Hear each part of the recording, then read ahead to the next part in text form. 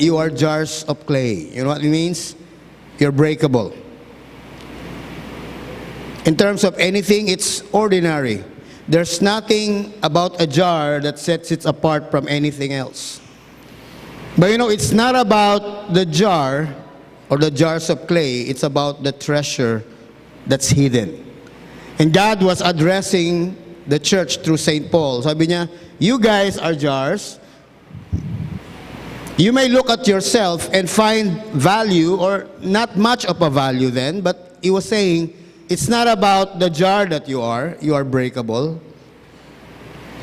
Nothing lasts forever. No jar can last beyond eternity. But sabi niya, it's the treasure that's inside. The greatest treasures inside that jar is the Spirit of God.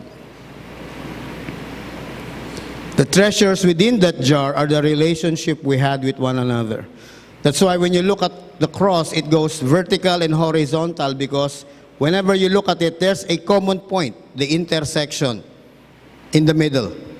And God said, that's where I meet you, and that's where you meet one another.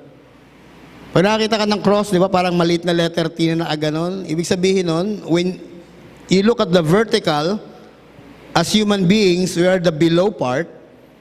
At the top of that vertical is the God part. But then we joined with Him. When we look at one another in the horizontal, the other end represents you, the other end represents the others.